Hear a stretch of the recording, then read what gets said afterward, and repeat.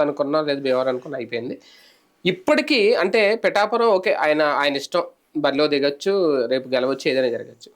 ఇప్పటికీ పవన్ కళ్యాణ్‌కి ఒక పార్టీ అధినేతకి ఒక సొంత నియోజకవర్గం అనేది లేకపోవడం. మన గాజువాక, భీమవరం, ఈరోజు పిఠాపురం. ఒకవేళ రేపొద్దున్న ఏమన్నైతే ఇంకో నియోజకవర్గం ఎంచుకుంటారేమో. అదే నారా లోకేష్ గారు చూస్తే గెలిచినా ఓడినా మంగళగిరిలోనే ఉన్నాడు ఆయన అలాగా. ఒక రకంగా ఈయనతో పోల్చుకుంటే ఆయన బెటర్ ఏమో. ఇది ఏ రకమైన డెసిషనో లేదంటే ఇది కూడా పెద్దలు ఏమన్నా చెప్పి ఆయన్ని ఇటు పంపించారా? చెప్పారు కదా, పెద్దల సంప్రదింపులతోనే జరిగింది అది పిఠాపురం. ఆయనంతటా ఆయన నిర్ణయించుకున్నది కదా. క్రిందటిసారి పిఠాపురం చేస్తే గెలుస్తావు, నువ్వు అనవసరంగా అటు వెళ్ళి భీమవరం గాజువాక అని చెప్పారు పెద్దలు.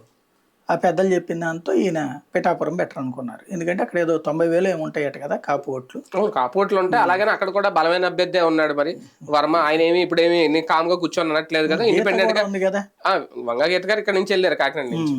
అదే ముగ్గురు కాపులే అనుకుంటా. కాపులే. కాబట్టి కాపుల్లో ఏ కాపును నమ్ముతారు అన్న దాని మీద ఆధారపడి ఉంటుంది. లోకల్ కాప, వైసీపీ కాప, జనసేన కాప.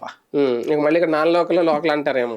అది సహజంగా పవన్ కళ్యాణ్ వర్మ వచ్చాడు కదా, వర్మ నిన్నటి నుంచి అదే కదా, బయట వాళ్ళు కాదు లోకల్ వాళ్ళని ఇండిపెండెంట్ గా చేస్తారు. ఆయన ఇండిపెండెంట్ గా చేస్తే ఎవరు ఓట్లు డివైడ్ అవుతాయి అన్న దాని మీద విజయాభిజయ సరైన డెసిషన్ అనుకోవాలి. అంతే. ఎంత టఫ్ పోటీ మధ్య తీసుకొచ్చి పవన్ కళ్యాణ్ ఇక్కడ పెట్టడం ఎందుకు? అదేదో ఆ భీమవరాన్ని పెట్టి అంజబాబు గారిని మళ్ళీ మద్దతు ఇవ్వమంటే అయిపోయేది కదా. అంటే అంజబాబు మద్దతు ఎందుకు ఇస్తాడు? ఆయన క్రిందసారి నువ్వు కొద్దిగా తగ్గితే గనక పవన్ కళ్యాణ్ గెలిచేస్తాడంటేనే మాకేం పని అని చెప్పాడు ఆయన. అందుకని అంత సీన్ ఎవడి కోసం త్యాగం చేయడండి. ఈయన త్యాగం చేయడం కాదు, చేతగా వద్దు దానికి త్యాగం అని పేరు పెట్టుకుంటాం.